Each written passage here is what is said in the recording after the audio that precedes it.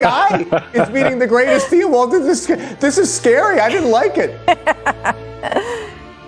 You know, Zach, what's crazy for me is I look at some of the highlights on here, and first of all, I said I played against some of these guys on the court. Like, it's mind-boggling for me. But like MJ was MJ, and you know, listening to like Dee Brown and like I said, tell me stories about this, and obviously hearing Oakley talk about, you know, this time it's just amazing what he did that night. Yeah, and look, we know how the series turned out. We know how the NBA championship turned out this year. But for that one night, as Larry Bird said, that was God disguised as Michael Jordan. One of the all-time NBA quotes ever. One of the all-time performances ever. And Vince, that doesn't mean that you're old, that you played against those guys. That just means you're sterling. There you go. You've just, you know.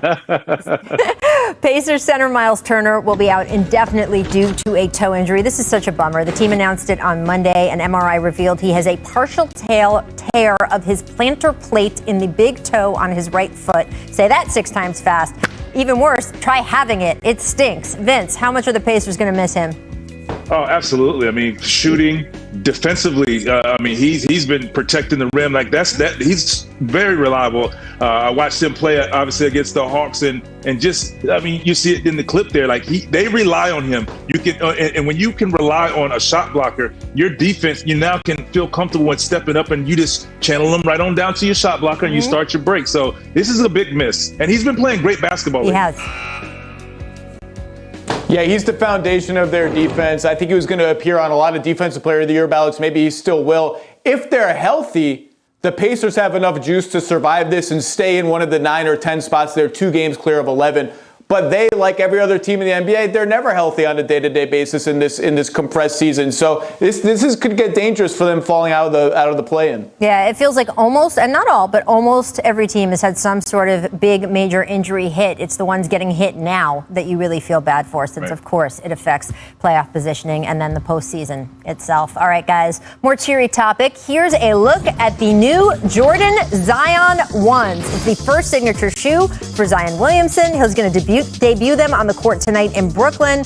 Really fun commercial that goes along this with him and his little brother. I loved it. Zach, would you rock these?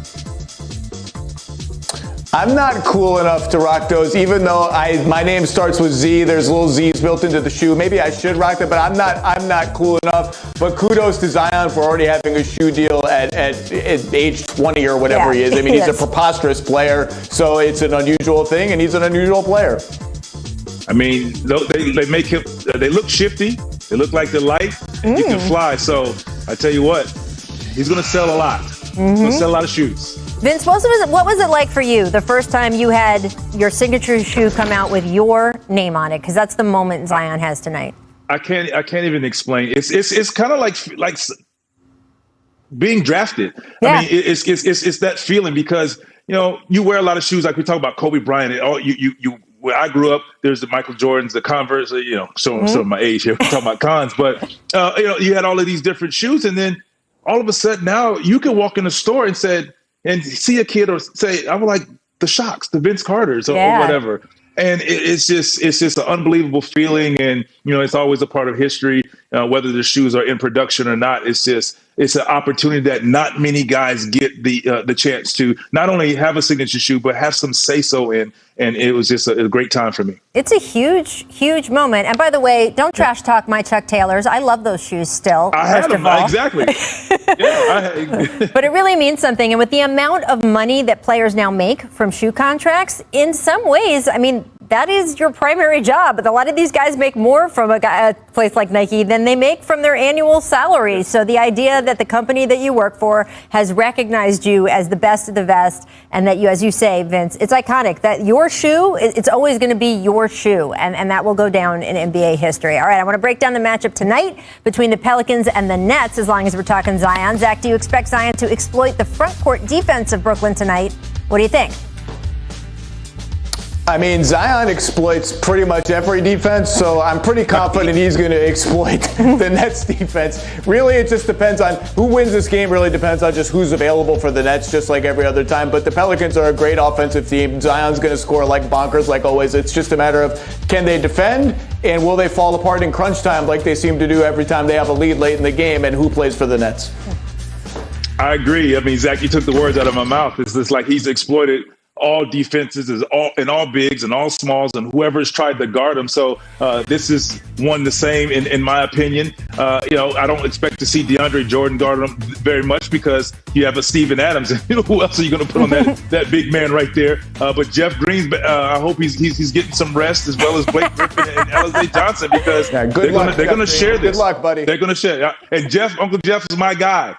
But you better get some rest. Very, very good. Get a little nap in there today. All right, I want to move on to LaMelo Ball because this is amazing news. Cleared for basketball activities after a CT scan on his fractured right wrist showed that it has healed, according to the Hornets. A source told our Adrian Wojnarowski there's optimism Ball could be ready to return to the lineup in 7 to 10 days. Vince, how nice must it be to have young bones like that? It must to have young bones, man. Like, it's great, man. Zach, you agree with me on this? Like, it went from out for the season to, he'll be back in 7 to 10 days. Young fella, take advantage of this. All of you young guys, man, you guys can heal quickly like an X-Men or something. So, go for it. I'm happy for him because I think he's extremely important to their team. The way he distributes the ball and gets guys in position to succeed. And he's shown that in the beginning, and he's definitely showing why he should be the Rookie of the Year. Yeah, he can cement himself now as Rookie of the Year. And, Charlotte is starved for ball handling and trying to hang on to 7 or 8. This is huge for them. Yeah, look, the Hornets have been our League Pass Team of the Year at the jump here all season. A little less so since they've had all of these injuries. LaMelo, of course, though, the main mover in that. Him coming back, it's just really tremendous. It's great for the Hornets, of course, as an organization, but it's really great for the game. He's so exciting. He gets people interested in teams and games they might not normally be. And man, young. Their 2 stars have figured it out. And they've been playing great basketball. I'm not saying that, but they figured out how to be stars and get the others involved. And I think, Russ is playing better basketball. I mean, triple-double, we know that he can do that. But I think he's just playing better basketball. And the supporting cast, playing better basketball, understanding who these 2 guys are, what they can do, what they've been doing. And other guys are really stepping up to the occasion. And with Zach LaVine out right now, this is the chance for the Wizards to take advantage of that opportunity to move up. First of all, the Western Conference teams trying to get into the play-on are looking at those standings we had up before and like, oh my God, life in the East. What a world they live in over there. Second of all, look, I guess I'll take the Wizards, right? They're tied. The Wizards have a much easier schedule. The Bulls have the tiebreak already. But this is the Wizards team we thought we were going to get, to Monica's point at the beginning of the season, before the virus and the associated protocol sort of upended their entire season. Russ has come on. Beal's back healthy. Bertans came back last night and hit 6 threes. And they're found lightning in a bottle with this 3-headed center rotation of Alex Len, Robin Lopez, and Daniel Gafford. It feels like they're starting to put it together a little bit more, whereas the Bulls, with Zach LaVine out, they just made a big trade. They've got key starters now coming off the bench. It feels like they're kind of scrambling. Got a big win last night in Boston, but it feels a little less certain there. So I guess I'll go with the Wizards. Well, look, and Zach, you may be right about how the Western Conference teams in those 7, 8, 9, 10 spots are looking at the Eastern Conference teams, but this is a big deal for those Eastern Conference teams, right? You might have guys like Luka Doncic or Draymond saying, the play-in isn't a big deal or we don't like it. This is a chance for teams like the Bulls, who pulled off, as you said, that big trade and need to validate why they did that and sort of signaling to a guy like Zach LaVine for future contract discussions who they think they are. It is a big deal for a team like the Wizards. It has been more than 40 years since that franchise has even been in an Eastern Conference Finals game. Playoff success, they don't even know about it recently. So the idea that they could make it back to the postseason in any way is really important. And I think you can see that in the way the Wizards are playing. Monica, thank you so much for joining us today. Thank you for the kind words, my friend. I appreciate it. Coming up, stick with us, because on this date in 1986, Michael Jordan did something that made Larry Bird say after the game, one of the best quotes ever, quote, "That was God disguised